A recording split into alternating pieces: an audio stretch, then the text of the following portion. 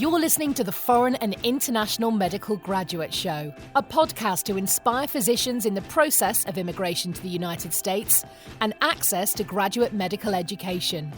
We create meaningful and helpful content that motivates medical students and doctors throughout the world, with the goal of creating a community that supports itself and gives feedback to each other, that stays updated with the most recent tips and advice on how to make it in America and become a successful resident or fellow in the speciality of your dreams. Dr. Alonso Osorio is board certified and residency trained in both emergency and family medicine and will be bringing you 20 years of his personal experiences, struggles, and motivation. We'll be chatting with people like you to talk about the lessons they've learned along their personal path, how to make an impact, and how we can all benefit from it. Also, we'll analyse the current resources available and how to benefit from them. Thanks for joining us. Please enjoy the show. Colleagues across the world, recently I have gotten quite a bit of feedback and a bunch of questions regarding information to get to know a little bit more about what is the O.E.T. O.E.T. stands for Occupational English Test, and the ECFMG has partnered up with them to try to fulfill a need for trying to achieve satisfactory English proficiency in the English test through an objective measure. So the TOEFL is no more obviously needed. We have the O.E.T. and this has become the way to be able to participate in the 2020/2021 interviewing and matching process. So here is how it goes. We all know that COVID has changed the circumstances and how we get tested. The Step 2 clinical skills has been used since 2004 to meet the English requirement because there is a segment within the USMLE Step 2 CS that is specifically responsible to evaluate the English proficiency of foreign and international medical graduates. So the Educational Commission of Foreign Medical Graduates and the Foundation for Advancement of International Medical Education and Research, alias the FAIMER, FAIMER, has partnered up with O.E.T. because what they realize is that doctors that are applying for positions for residency training in the United States can now be validated on their English language proficiency through the O.E.T., which is specific, as I said, for healthcare professionals. We all know that the ECFMG has been trying to get us somehow tested on the capacity to interact, communicate with patients in the United States, and that's the whole purpose and the objective of this test. I want to make sure you guys know a little bit about it. Obviously, it's a very expensive test. What you're going to see on the internet is that the test is being shown that it's priced in Australian dollars, but this literally translates into an American dollar, so you need to make the conversion. So the cost is 587 Australian dollars, that when you exchange it to United States dollars, it comes to be about today's at market rate $420 and a little bit of change, which is a remarkably expensive test. It's not as affordable as the TOEFL. Obviously, it's cheaper than the Step 2 CS, and I think the test is here to stay. We have to wait and see what the ECFMG will tell us on what's going to happen for 20 and 21, because you all know by now that COVID is not going anywhere and the precautions are going to be there. So I can assure and predict that the Step 2 clinical skills is going to have some sort of virtual testing evaluations, and the English proficiency test part is going to go away from the Step 2 CS, and it's going to be 100% dedicated to the EET. I think that the administrative financial investment that O.E.T.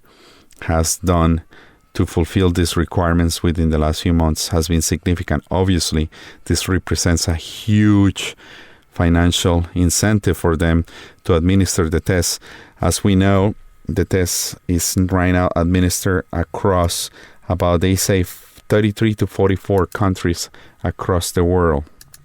And we know that we need to get this taken care of as soon as possible, specifically for those people that are applying for this cycle. And the testing sites are limited. It only happens like once, sometimes twice a month. As I'm reading here on the website of O.E.T, they had 2 examination tests in the United States in August. They have 2 in September. And they have a couple more in October and so forth. So the test is getting administered at least twice a month. And there is obviously implications. Many of my listeners and my followers are from South America, specifically from Colombia. And I'm going to tell you the truth. I don't see any testing site right now available in our country. I see some tests being delivered and dispensed in Argentina. And I do know that some of these locations, and I please advise you to go to the O.E.T website, that is occupationalenglish.test.org, that if you go to the ECFMG and you look under the ECFMG.org certification requirements for the 2021 match and the pathways, the 5 pathways that they delineate in there, the landing page will take you to the O.E.T test website, and then you can literally go and stay up to date on what are the requirements, the requisites. We're going to talk during this episode on the importance of really having a self and conscious evaluation of your English proficiency before you jump into the test. I have found some very useful websites and videos on YouTube, which I have no affiliation with, but specifically with O.E.T, I found it remarkably helpful. They have some amazing videos that last somewhere in between 13 minutes and 30 minutes or so, but it goes specifically into what you guys can expect and how to prepare. Also, on the website of the O.E.T, you will have some education materials. I have dissected the website. It's really easy to navigate. It's really easy to follow. And our advisor, Mr. Julio Rodriguez, that will be coming up on the show rather soon, just following this introduction, he will really explain the importance of being ready and probably consider to test your English skills before you pay such a hefty fee.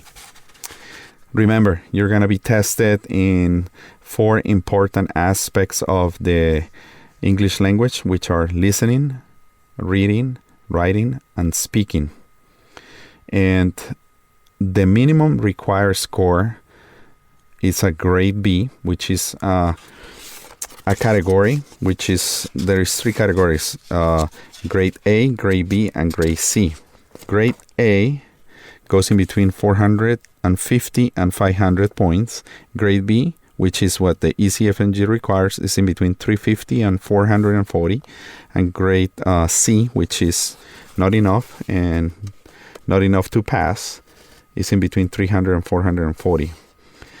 Within the big subdivisions, as I said, reading, writing, listening, and speaking, there is other also things that are tested on the O.E.T, which are grammar, vocabulary, oral fluency, pronunciation, structure, and spelling, among others. But that's pretty much what the test focuses on.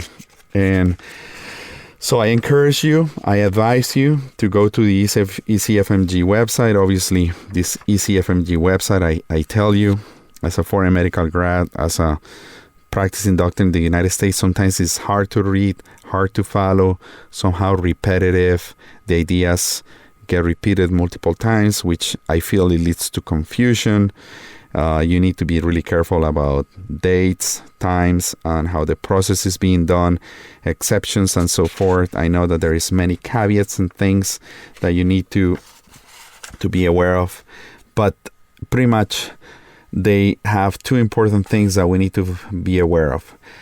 Applicants who have a passing performance on the Step 2 CS component of the USMLE, that is a valid test for ECMG certification, or are already ECFMG certified are ineligible for the pathways and do not need to take the O.E.T medicine. Why? Because we already know that the clinical skills has a segment on English proficiency that if you fulfill, you obviously don't need to sit for this new occupational English test.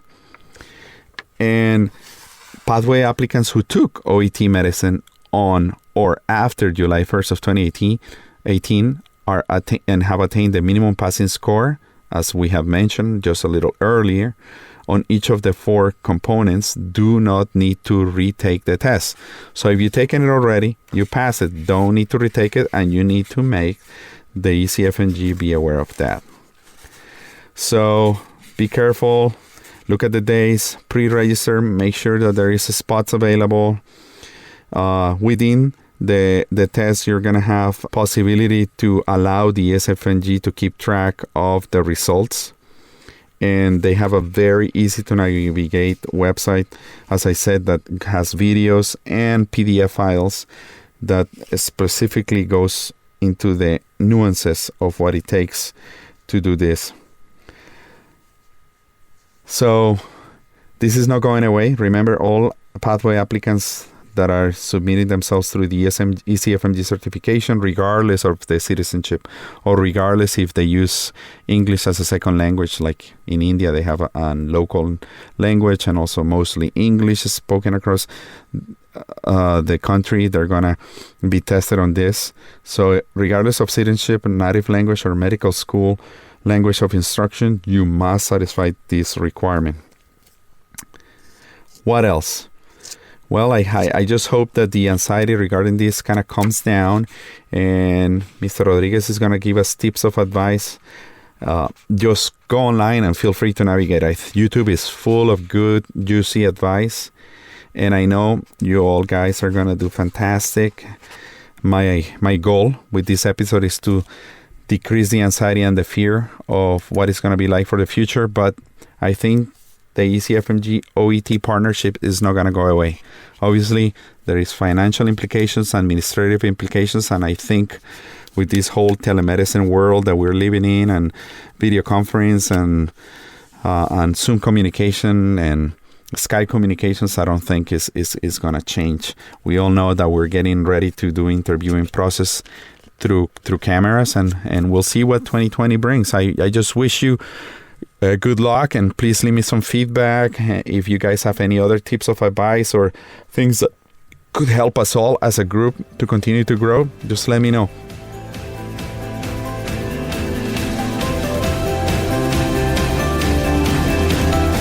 Hey guys, welcome back to the Foreign and International Medical Graduate Podcast, and this is your host, Dr. Alonso Osorio. And I am here to talk about a very interesting topic. We're going to talk about the ECFMG partnering with the O.E.T, the Occupational English Test platform, specifically for medicine. That is the new test that is required, specifically came to be popular just a few months ago when the whole COVID-19 virus broke through. And we have a special guest today, and he's Julio Rodriguez Bernier. Julio and I go back 20 plus years, and Julio has been a very influential person in my life. And I know that this podcast is motivational, but also is experiential. And I'm going to get a little sentimental. Alonso Osorio touched the grounds of Miami, Florida. And I literally was going through a difficult time of my life. Why? Because my father had lost his job as the chief operations officer for the company that he was working at. He wanted to become the CEO. The reigning CEO saw in my father a threat and decided to dismiss him with no explanation before my father became the new reigning CEO. That led to many financial adaptations that we had to do in my life, specifically when I needed it the most, the financial support to come into America. What I have accomplished on this country is not only because of me, it has come because of many other people, and Julio is one of those. I met Julio through other Colombian friends. I'm not going to go into specific secret circumstances and how we partner up, but Julio gave me the opportunity in my life to work in Miami. And he became a true friend, always willing to help out, not looking for secondary gains or nothing. He was remarkably spontaneous. He happens to be Colombian as well. And during this financial struggle, he gave me the opportunity to work. And I became a busboy in the restaurant, Cafe Nostalgia, that he used to work at as one of the waiters back then as a part-timer during Thursday, Friday, and Saturday night. It was a remarkable experience because I consider myself a remarkably spoiled child in Colombia. I used to call myself a country club kid. And when I came into America, having to do this kind of jobs that I never done, which, Julio, I remember I had to wash dishes. Sweep the floors, mop the floors, mop the wash floor, the dishes, clean the pick toilets, up the ashtrays. clean the vomit, and deal with sometimes nasty, intoxicated customers, and literally scraping for a few dollars here and there. And it was really tough for me, Julio. I don't know if you remember when we closed at 3-4 o'clock in the morning. It was either me taking the bus outside from the Miami transportation system that took probably 3 hours to make it into. We didn't have Uber back then. To make it to Brickell Key, or is wait for you to wrap it up and go through the closing of your cash register and take me in your car because I didn't own a car. Otherwise, I had to walk. I remember I was skinny as hell because I was walking miles and miles and miles a week just to make it from the apartment to the medical center and to this job on Thursday, Fridays, and Saturday afternoon.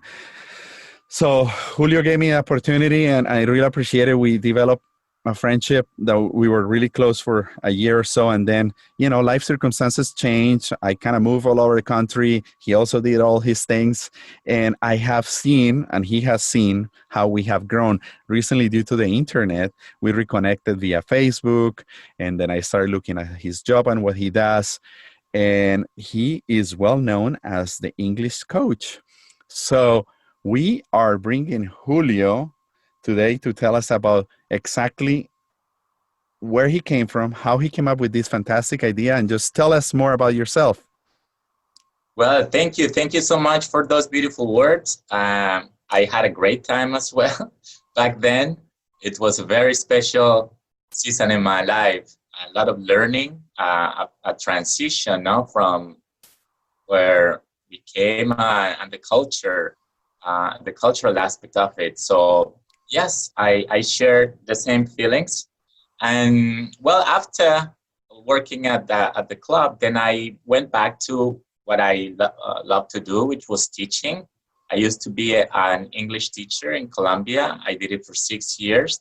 And then here in the United States, here in Miami, I worked for other companies, well-known brands, teaching their system, their methodology, yet always wanting to explore, the entrepreneur in me and come up with my own business idea to teach English. And so I did. And then in 2009, I started my first language school in Doral, Florida.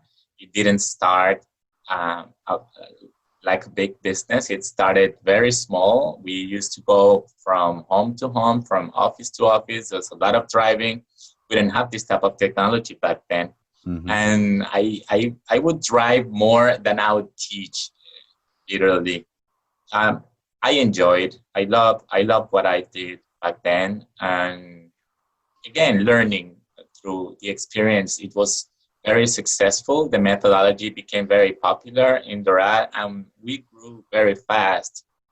Soon I had 4 office spaces and over 40 instructors trained with my methodology to learn the language. After a while, after some years of this success, if we can call it success for the company, for the organization, I did feel a lot of emptiness from my part. I felt that I was missing something. And I decided to move on. I saw an opportunity on the online when I saw what Zoom was doing, starting meetings, and Skype had already been doing it for a while. Then I thought, this is going to be it. This is the future. The language schools are going out of business sometime in the future. So I saw the opportunity. I was ahead some years, because now it is easy for people to understand that you can learn a language online. 3 years ago, I really had to explain and be very graphic about my proposal so that people could understand where I came from. And well, today I don't have to do that, but it was a very tough time. The first year, it took me 9 to 10 months to create the entire program with a group of professionals here in Miami, all native English instructors, very nice people. And we came up with an amazing program, a training system with great materials, and a path, more than anything, a path for people to walk and for us to identify exactly where they are on that path. So more than an English course or a language school, what it is now is a training system. I call it a Zumba class for English. I like the concept of going to a Zumba class and going through the different stages of the session. So you have the warm-up, the stretching, the cardio part of it, the resistance. In the same way, we have created sessions that start with a warm-up and then go through a series of activities, training exercises that work specifically on each of the skills of the communication system. So some of the techniques are great for your pronunciation. Some of them are good for your fluency, for your listening, for your vocabulary, for your comprehension. And overall, as the core of the methodology, I used NLP, which had already been successful in my previous school, neuro-linguistic programming, and applying NLP to the teaching methodology and the learning process has changed the game dramatically. What I mean is that people can communicate with confidence. They lose the fear. They lose that blockage that they have when they want to express their ideas, no matter how basic they are. So neuro-linguistic programming has been a big plus and a big differentiator in what we do. So it's been 2 years actually teaching. As I just said, it was very hard at the beginning for people to understand the concept. And I spent a lot of money trying to do so. And then at some point, I started teaching. I was not planning to teach. I was planning to do exactly what I was doing before, train my coaches, and circumstances put me back into the classroom to teach. And it's probably the best thing that's happened to me, because now I truly understand my own methodology. I truly understand the reactions from the students, their weaknesses, their strengths, and the approach that the methodology has. I have discovered a wider range of possibilities with the exercises. So doing this firsthand and doing it myself again for the past 2 years, I've already taught hundreds, if not thousands of classes already, literally hundreds of students with this online system. And I am very, very happy. I am very, very excited. I see a bright future for what we're doing. I see that no one else out there is doing it the way we do it. We have a great approach. It's motivational. We use motivational materials. So it's not only about learning English, but using personal and professional growth as a great tool to do so. So it's an instrument of personal and professional growth while you are learning or improving your communication skills in English. So Julio, as you guys can see, is a professional. He has dedicated his life over the last 28 years. Yeah, 28 years to become proficient in English, and he has become now the English coach. And I consider him an expert, and that's why I decided to bring him into the show, because I know that many people has reached out to me this far, asking me specifically from other countries that are non-English speakers in how they can get rid of their accent. That's their biggest concern. How can they smoothen up the English and make it sound more American to improve the communication, specifically with the patients, but before they even get there, with the program directors during residency interviewing process. The other aspect is the population of Spanish speakers that want to come to America, they want to become doctors in the United States, but don't know how to start to study English. And in my case, I did it the old-fashioned way with the BBC of London, little booklets and the cassettes, and taking the lessons and write it on the little empty spaces on the books the old-fashioned way. This internet method is rather new, and it seems to be more effective and more personal and one-on-one, face-to-face. I find it remarkably dynamic. And I know that people in the past had reached out the English coach about getting prepared for the TOEFL, but it seems that the game has changed. The TOEFL was a great test, and it was a little cheaper, and it was standardized, and the USMLE, the USMLE and the ECFMG was using it to be part of the credentialing, but now I see it at a slight more degree of complexity with the O.E.T. And let me just expand a little bit before I give you the turn back on your statements. The O.E.T., it's a different company, it's a different institution that partner up with the Educational Commission of Foreign Medical Graduates to supplement the credentialing and verification of verbal, written, spoken, and capacity to read English for foreign and international medical graduates. What that means is that specifically for people that are involved in this path, the path of having has passed step 1, step 2, clinical knowledge, and have not completed the clinical skills, and the clinical skills part has a specific language proficiency test included within it. So due to COVID, all these testing centers were closed across the world.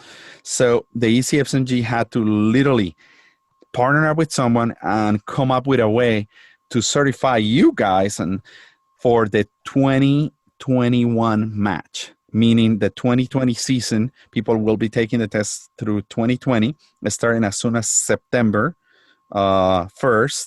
They'll be taking the test to get credential to be able to participate in the match of 2020-2021 cycle. So it's rather complex. It's rather unexpected. Many people have reached out to me, doctor, what is the O.E.T? What do I do about it? And here it goes back to you, Julio. I know that people were approaching you with the TOEFL. Hey, Julio, I need help with the TOEFL. Help me out. This is rather new for me, the O.E.T, but I know you probably have heard about it. Tell us what you know so far about these changes on the way that we're getting tested now. Well, yes, TOEFL was the test required for international students, for all international students, regardless of the career, regardless of their professional path. And TOEFL reminds me a lot to our ICFES back in Colombia. Remember that the national this national test which was a requirement to move to university. And of course, depending on your score on that test, you would qualify for better opportunities in your university studies. So, of course, the highest scores were required for students of medicine or law, and then, lower for administration, business administration, stuff like that.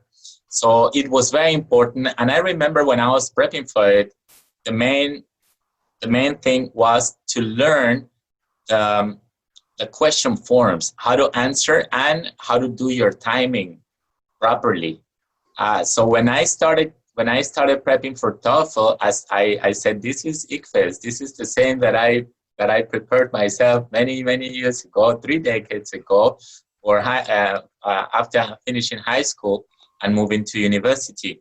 So what it is exactly that.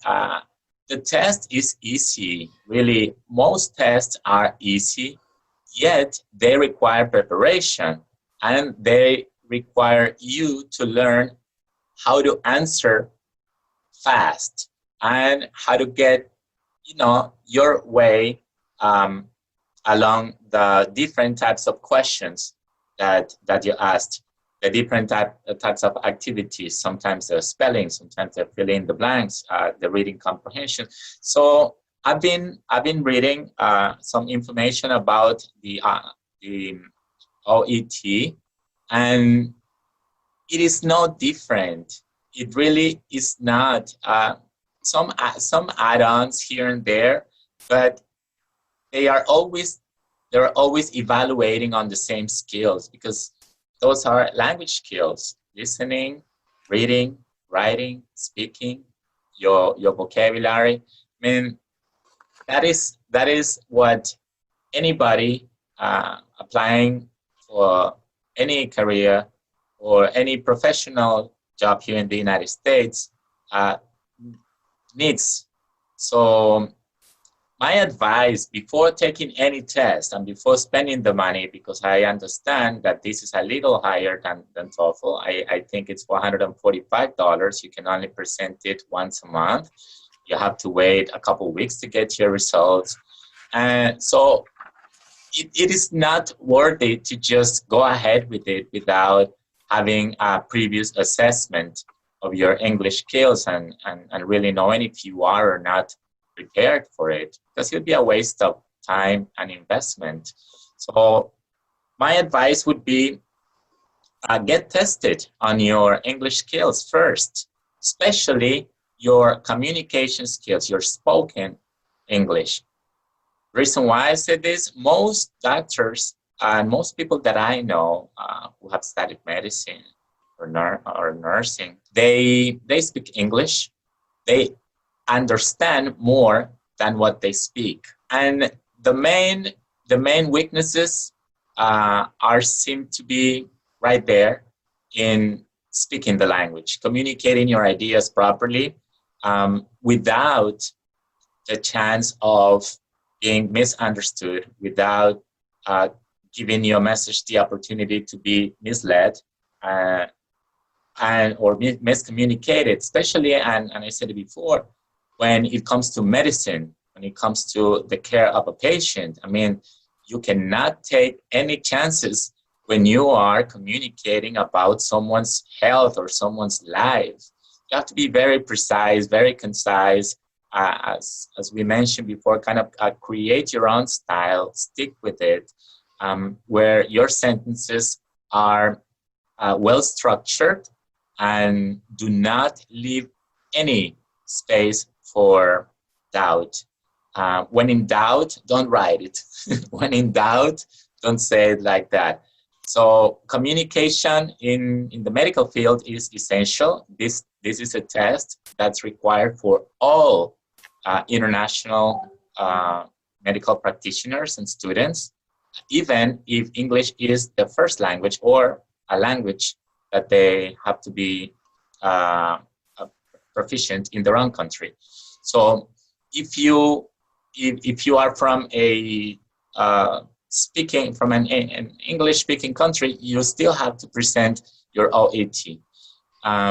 So that caught my attention, you know. And anyways, the test is easy. I think the timing and the form to answer each type of question is key here. Yet before moving towards it, be tested. Find a professional language instructor and test your skills, your abilities in the language for moving forward. So I think out of what you have said, I think that's phenomenal that you said you need to realize where is your current level of English before you really sit down for the test.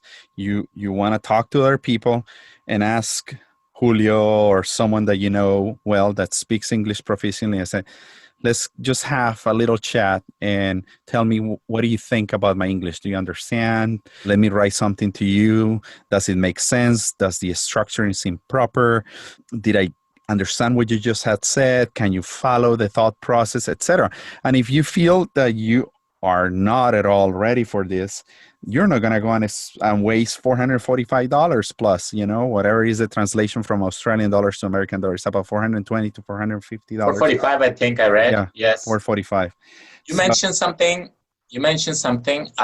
Very, very important that I also discuss with my students, and it is having an accent. I have an accent myself, and I have a huge accent. It gets me in trouble all the time. I will never get rid of it. The reason why, because I'm bilingual, and I did not learn English as my first language. English is my second language. So for all those people out there trying to sound like Native American speakers, what I say to my students is more than trying to sound more American, what you want is the American, the native speaker, to understand what you're saying. And that is the main objective of accent reduction. It is not for you to sound or look or like our eyes are not going to change their color. Our skin. I'm a proud Hispanic, and I love my race. I love my ethnicity. It has nothing to do with it. If I look at someone like, for example, a role model such as Deepak Chopra, he has a very heavy accent, yet his communication is very fluent. His grammar is impeccable. He has a great range of vocabulary words to use during every presentation. So that is probably the best example that we can take about someone who is professional, successful, and still has an accent. So having an accent is not an issue. What is an issue is mispronouncing. Mispronouncing the words. In English, phonemes are very similar, many of them, and many of the phonemes that we use in English, we do not have in Spanish. We don't have them in Spanish. That transition to the new phonemes, or in other languages, I guess, also, that transition to the new phonemes and pronouncing them correctly is key to have great pronunciation, which is the main objective of accent reduction. So accent reduction is not so much about sounding like a native speaker, yet pronouncing like a native speaker. See, there's other aspects involved in accent. One of them is intonation. Intonation refers to the music in which each language is spoken. And of course, Italian has its own music, French has its own music, Chinese has its own, and English and American English has its own music. We can imitate that, but I think that is what's not going to change, and that's what makes the accent heavier. Not so much the pronunciation, but the intonation. And again, if you speak two languages, if you speak French and English, you will speak English with some French music.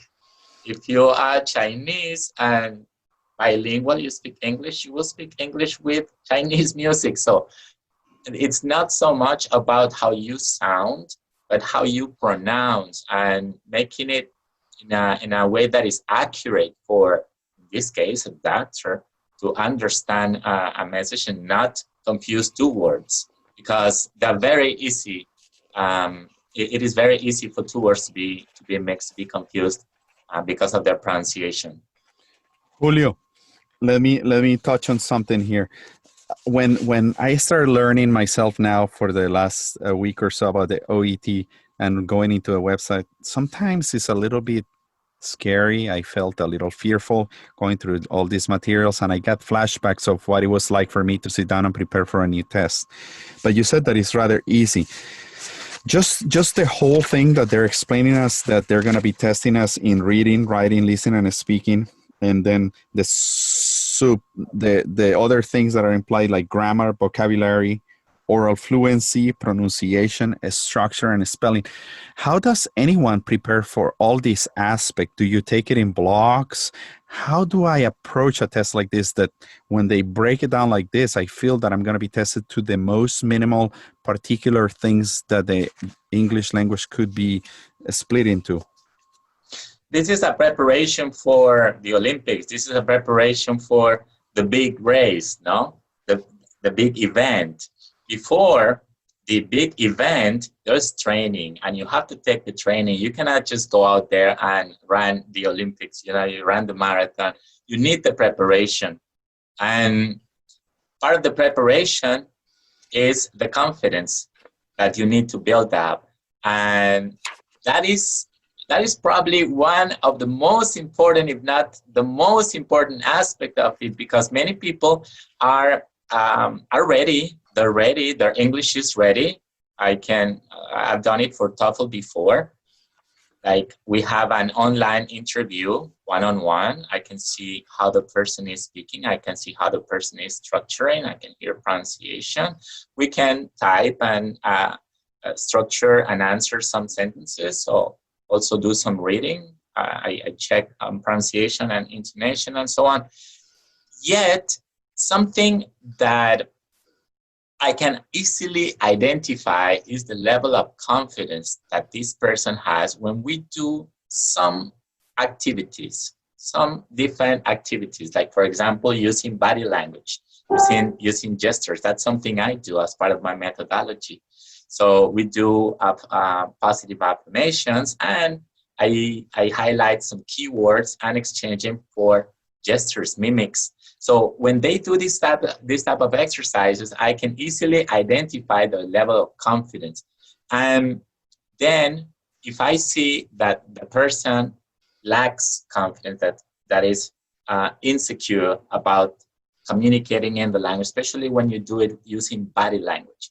Remember, body language and gestures have a lot to do with the way we communicate. Absolutely. Probably a lot more than words themselves. A gesture can change the meaning of a whole sentence, of any structure that you put together. So the training goes in both ways. The training goes, yes, on the skills, and also on mental skills, building up the confidence, controlling, your nerves. All time is passing. So breathing properly. These are little things that nobody takes into consideration.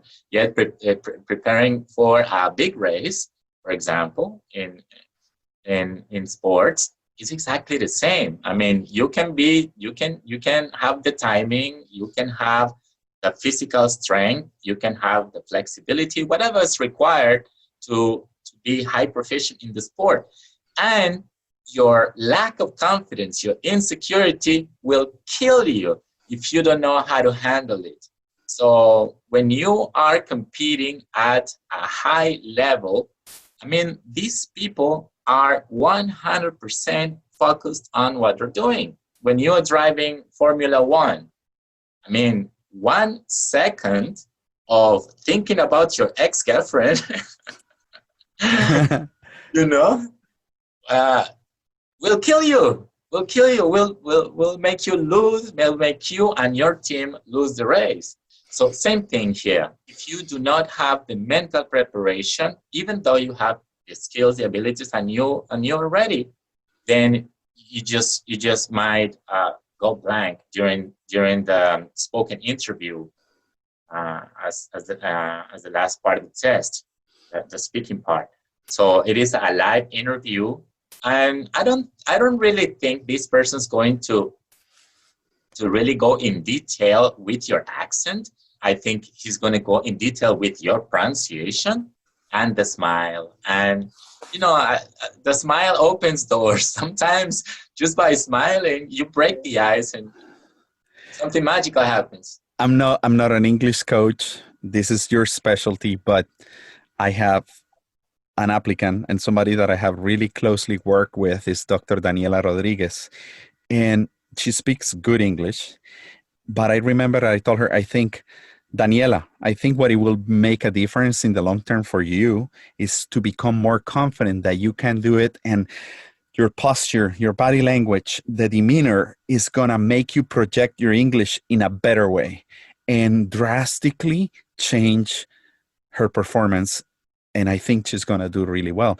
And I'm not an English coach, but I noticed her posture. Absolutely. I don't know. And I have a couple questions. So obviously, we Latinos, we see Miami as the landing spot to make it into America. And I bet that many people call you, hit you up on the internet, contact you, and they say, Mr. Rodriguez, I want to get started. Can you help me out to learn some English, get it better, to become a doctor in the United States? And what's your answer? How many doctors reach out to you on a monthly basis or every so often? I've worked with doctors in the past. I do not promote my program to a specific field. Yet I know there's a high demand of doctors wanting to come to America and want to present this type of test, for instance. What I focus on is professional English. Taking your English from where it is today and making it sound professional, more elegant, more accurate, so that when you speak, when you finish your business presentation, people ask you, hey, do you speak English as first language? Where did you learn English? Why? Because of the mannerism, because of the pronunciation, because of the confidence, because of the idioms, professional idioms, because of the professional vocabulary that was used in the presentation. And more than just speaking English, we have to think about taking it to a professional level, which is what we need, which is what we all want. I mean, socializing is fun. I know. Do you happen to remember this American woman who became friends with the guys from the band at Cafe Nostalgia, and she learned Spanish? Lisa? Remember that woman? Lisa? Not Lisa. No, she was American, and she used to hang out with the guys from the band, and they were all Cuban. Well, she didn't learn Spanish. She learned Cuban Spanish. Yeah. She learned Cuban. The accent, that wasn't an accent. That was Cuban. That was, and it was hilarious to do. So, is that English good for her to go to a company and work and do a business presentation? Probably not. Probably not. Especially with an accent like Cuban. Cubans have very, very heavy accent, just as much as we do in some regions of our country. We tend to have a more neutral accent in our region and where we come from. So it is not only about speaking the language, but speaking it at a professional level. English that you can use to apply for a job, to be 100% confident during a job interview, or presenting O.E.T, or advancing in your profession, having a meeting, having an interview, communicating with people who have been there for a while. That is probably the biggest challenge. Not so much to learn English, to speak English. I think that's the easiest part. The methodology that we use focuses first on pronunciation, on phonetics. Yet, it's a training system that has all the exercises, all the activities, and what changes is the level of difficulty and, of course, complexity of the materials that we use. So we start from day one with the same methodology, with the same approach, easier materials, easy contents for you to, merge with them and easily become part of the system, make yourself part of the method. So as you do that, first I focus on pronunciation, phonetics. So you have the right pronunciation and you learn your combination. So you learn how to read and write, especially read and write sentences, short sentences. And then, of course, I hit you with a bunch of useful expressions, just useful expressions that you do not need to structure in your mind. They just come out, like how you doing today? How was your weekend? How may I help you? You don't think about structure, grammar when you say those sentences, no? So if you have a bunch of vocabulary words and easy to use sentences like these, useful expressions that you can use at any time with right pronunciation, that is a great start. Then I move on to the NLP part, more focus. Again, we use everything from the very beginning, but I make more emphasis now on your confidence, building up your confidence so that you lose all the blockages, all the fears that you have and that are holding you back from communicating the idea.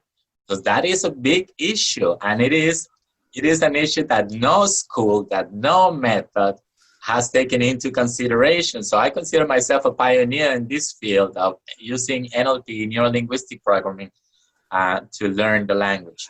So my personal experience, as we were speaking before, when I came to do my observerships, I was listening in English. My brain was translating to Spanish, processing in Spanish to produce a sentence in English or to write it in paper in English. And I would come home with the biggest headache and just mentally fatigued. I can feel you. I can feel you. How you said that NLP makes a huge difference. How do you break down that headache? When do you stop thinking in Spanish, translating to English? When do you start just thinking, dreaming, speaking everything English? Well, I think one of the biggest mistakes people make when they are studying a language is to translate and to compare it with their native language. That is mistake number one. We use total immersion. So from day one, you are communicating and you are forbidden to speak in any other language different from English in our session.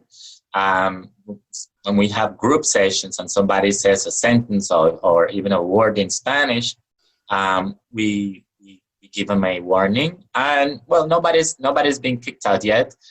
Yet, as part of our terms and conditions, they are asked to speak only English during the session. That's great. That is crucial. So I think switching, it's like switching from one activity to another. The brain is a machine. The brain is a computer, and we can use it as we will. Say, for instance, that you are in a marathon and you are in the running part of it. Let's say that then you have to do the cycling or the swimming. So you have to switch the brain to the new activity. When you are swimming, you are not running. When you're running, you are not cycling. The body communicates different, and it has to be that way. So same thing, when you're speaking one language and then you're speaking another language, you should fully immerse in the new language and avoid any translation. So we do that from day one, and it is also part of our methodology, total immersion to the language. That literally removes all the hassle that you went through as a self-taught student. Now, talking about self-taught, we are mostly self-taught in learning English.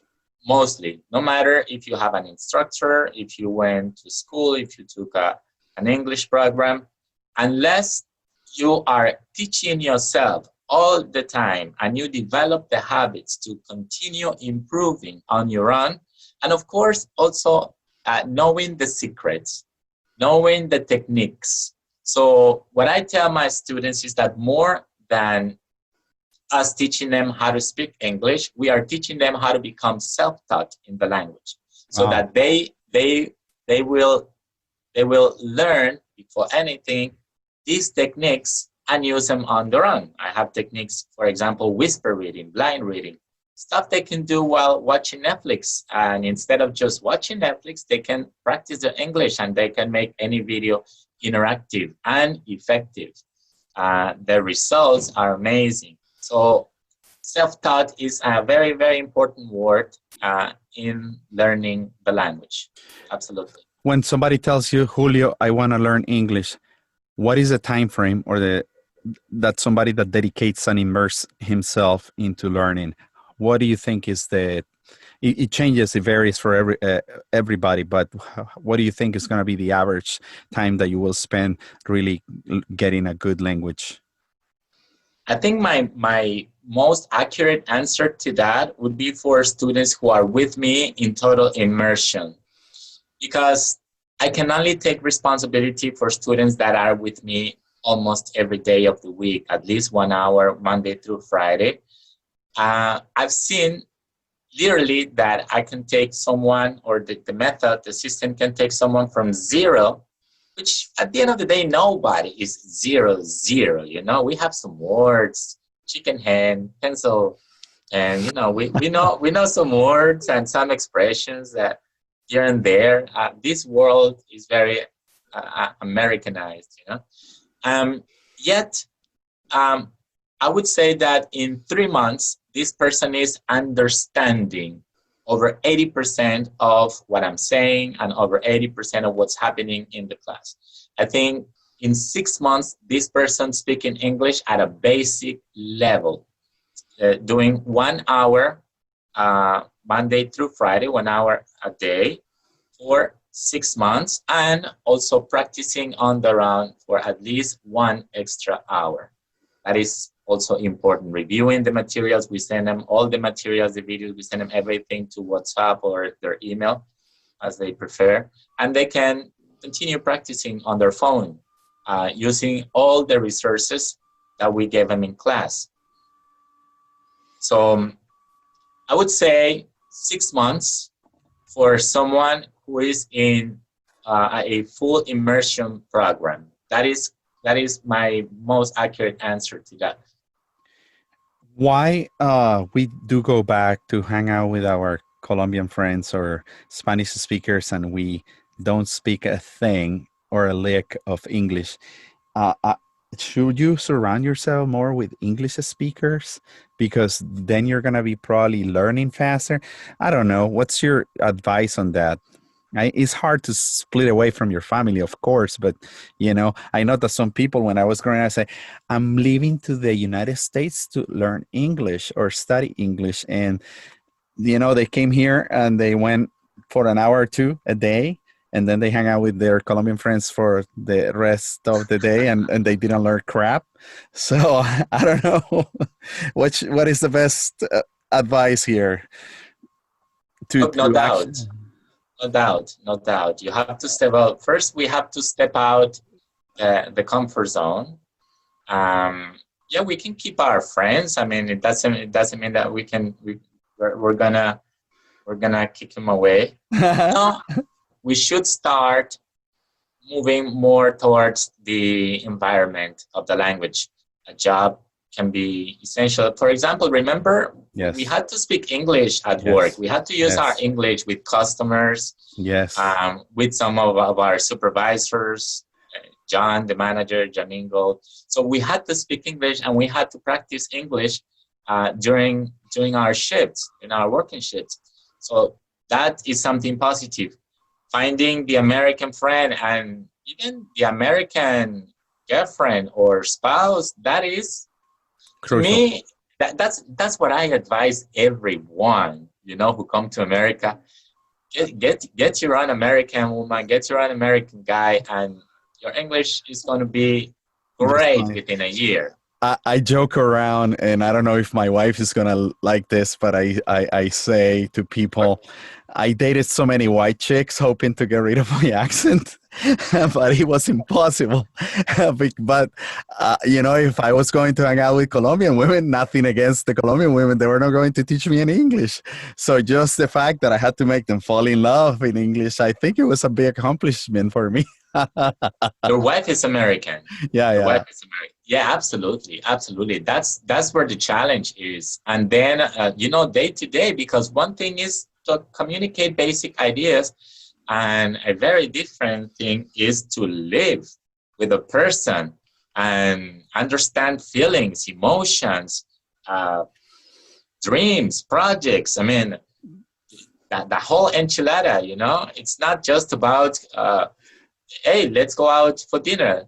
not Yeah. anymore. This involves family, this involves education, personal, spiritual growth, professional growth, family growth. So absolutely, absolutely. My advice is, find someone from. Look, if I move to Italy, I don't want to hang out with my Colombian friends in Italy. I want to meet Italians, and if I am single, I want to meet a beautiful Italian woman. Of course. I don't want to meet the Colombian in Italy. I'm not going to go to Italy to marry a Colombian woman. It may happen. It happens. It's just my case. What I advise my students is socialize with people from the country, from the native country, and that is something you can do through a job, even the simplest job. Maybe you don't need the money, but get a job, get a part-time bartending or Waitressing. cleaning tables, I was a somewhere. bus boy, yeah, and that's how I learned interacting with the customers. Sometimes So you turn around and tell me, Alonso, I need this in English, and you would see your big eyes, and I knew by your expressions that you were really serious about it, but that's how I learned. That's how I learned, Julio. And you actually spoke to me in English a lot, and I asked you to do so I could improve my English, because that was my biggest struggle. The fact that I read it, the fact that I wrote it, didn't mean that I spoke it.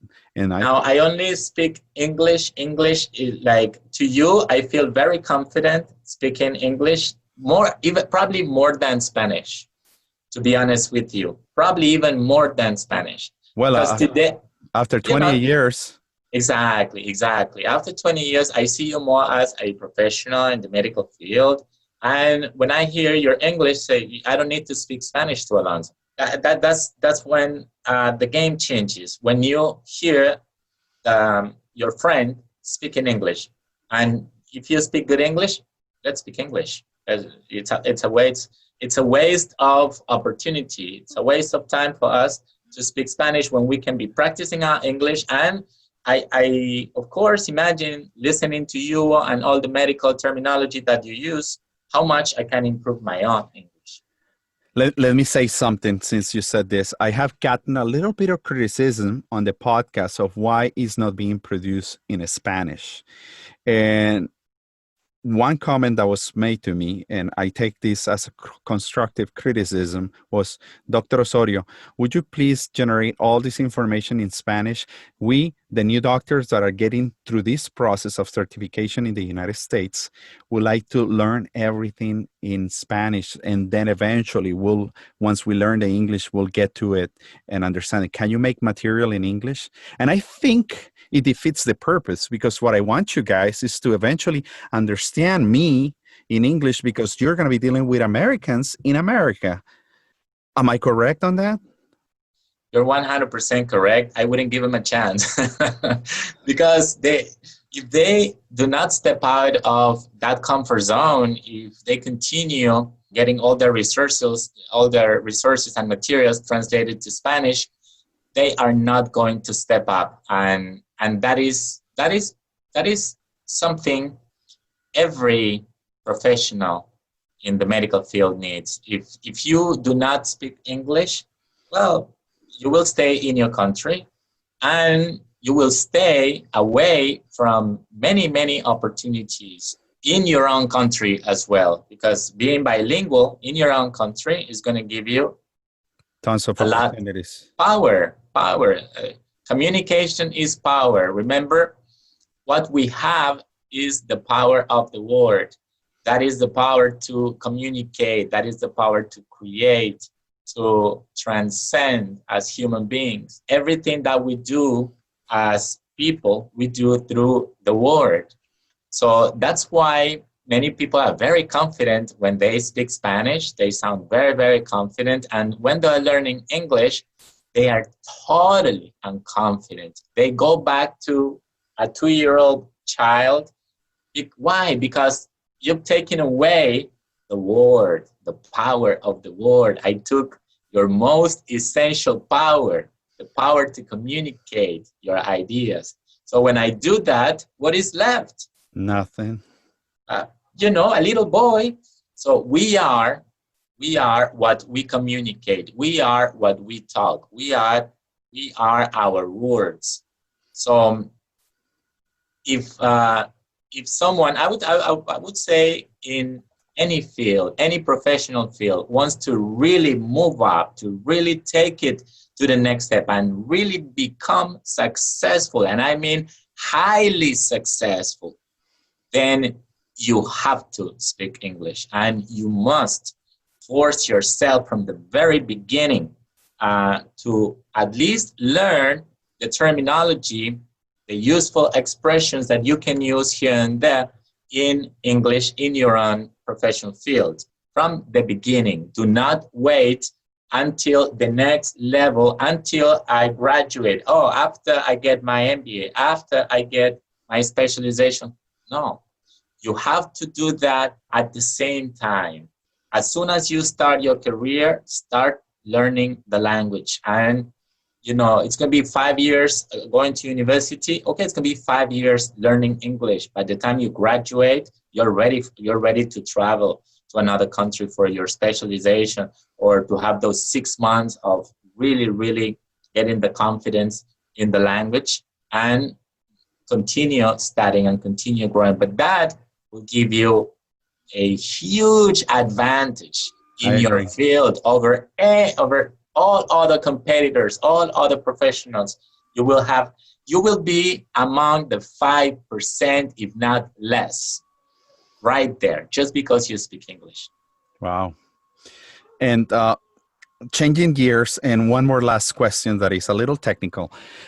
We doctors and in America in general, people get tested a lot with standardized testing in these prometric testing centers. And all these tests are timed, and you have an allotted amount of 6-8 hours in blocks. And you have to answer 50 to 60 questions in 45 minutes. And I'm going to tell you, initially when I started sitting down for this test, they build these questions sometimes that are a screen long statement that is huge, and I didn't know how to take test. And it seems that the question really is at the very bottom, and if you skim through that crap, you don't need to spend 5 minutes reading that to answer it. The point is, by the time the block time was done and I had to answer 50 or 60 questions, I was only done with 30, and I had still 20 left. How can you expedite the reading, thinking, answering process? It's so painful. How do you become a faster reader in English to be able to accomplish a successful score in one of these tests? So reading comprehension is probably one of the most challenging skills to develop. And answering questions about something you just read, not only answering questions, but answering questions that have been prepared in a tricky way in order to trick you into the wrong answer, either due to the structure or the meaning of the question, because that's what those questions are designed for. They're designed to deceive you, yes, to confuse you, to mix you up, to make you cry. And then you're like, okay, so structure and meaning. My advice is read. My advice is to read and really, really understand and have that picture very, very clear in your mind. When you read the story, when you read a novel, Little Red Hood, Okay. When you read the story and you have those images in your mind and you recreate the story in your mind as you read, then when answering comprehension questions, you are not going to get tricked so easily because you understood the meaning before anything. Before the structure, before the vocabulary, before the meaning of a word, you understood what the story is about. And then it is hard for the evaluator to deceive you on any of those questions, because you understand the story. You know what happened. It made sense to you first, and then answering the questions is going to be a lot easier. I think people who skip, as you're telling me, and you used to do the reading and go straight to the questions and try to find the paragraph. Yes. Which, by the way, O.E.T gives you in the comprehension part. I've seen that they give you the paragraph in which the question is originated. So it makes it a lot easier for you. Now you don't have to skip anything. Reading and understanding is crucial for a reading comprehension exercise, and really creating the images in your mind, getting the meaning of everything that you're reading there. And then answering the question is going to be very, very easy.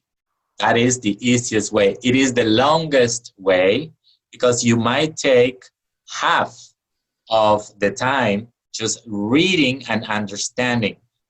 Yet, believe me, if you understood, if you comprehended the story, then answering is going to be a lot easier. It'll leave very, very small frame for the question to deceive you, to confuse you in meaning or structure. Wow. Well, Julio, for the last 45 minutes or so, we have just gotten some quality behind the scenes VIP content. I'm very curious, who came up with the idea of that fantastic tiger behind you that is so powerful and so colorful and engaging? So we did a lot of work when I started this program.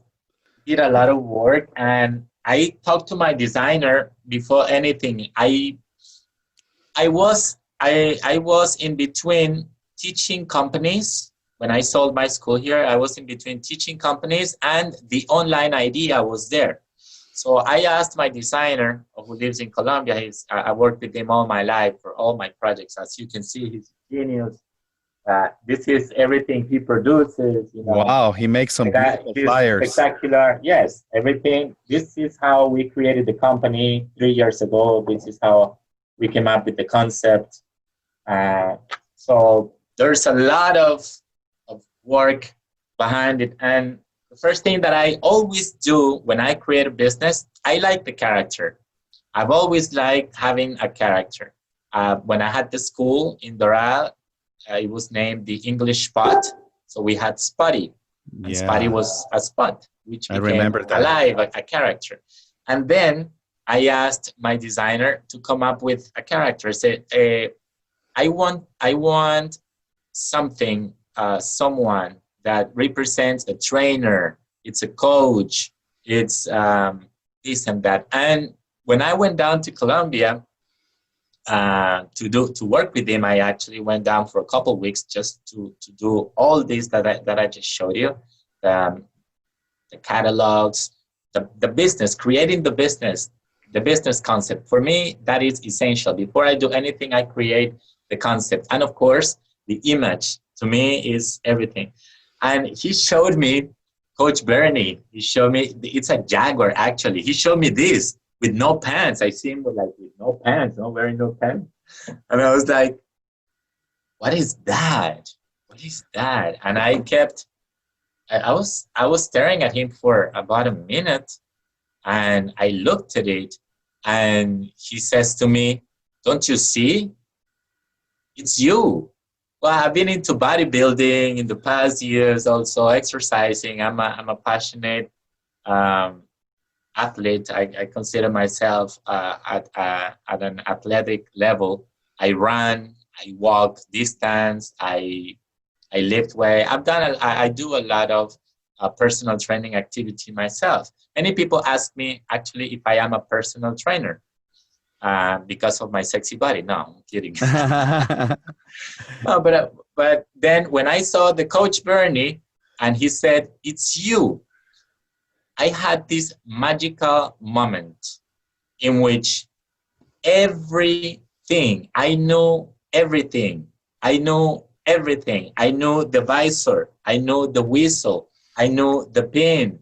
I know the look. I know the training system. It's a Zumba class. It's a training system. It is for people to go just as I go to the gym and they want these results. Okay, let's create the exercises, the techniques, so that they accomplish the specific goals. And that's how the training system was born, and how this whole thing was born, just because of the character.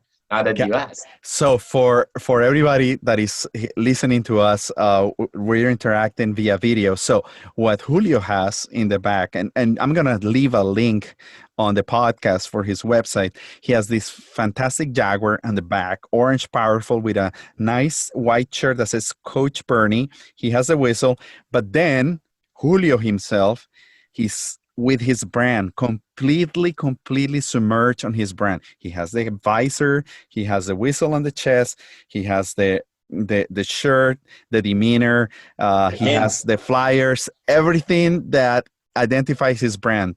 So I'm very excited about this. How do my followers that are interested or on getting coached, on getting better on their English, or just doctors that want to get started on learning English, how do we get a hold of you, Julio? Social media is the easiest and fastest way to reach out. Facebook at the English Coach US. Instagram at the English Coach US. We have a free YouTube channel with activities and interactive videos for people to practice pronunciation and accent reduction. And that is at the English Coach US as well. So all social media being at the English Coach US. Very easy. Facebook is kind of what I check the most. So send me a message on Facebook on our fan page, and I'll see it easily. Or Instagram. That's how we communicate easy. The web page we have, the EnglishCoaching.com. We don't use the web page much. All our interactions done through social media. Wow, that's incredible how social media has taken over the world. Well, the ECFMG O.E.T. Medicine is not to be feared of. It's just another test. The thing that I have in the back of my mind, guys, to all our listeners, is it here to stay? Is this something that is happening just because of COVID and the inability to take a step 2 CS? Is this going to be the new TOEFL that is required for foreign medical graduates? We just don't know. Let's wait to see what 2021 brings. What's the new normal? What's going to be the new reality for credentialing foreign medical grads and international medical grads into the United States? And we'll figure it out. Because as of now, I can tell you, the ones that need to take it, let's take it. It's $445.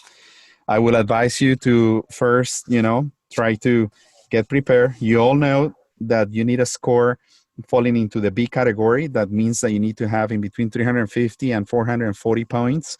If you're category A, that means that you're a rock star, and that's in between 450 and 500.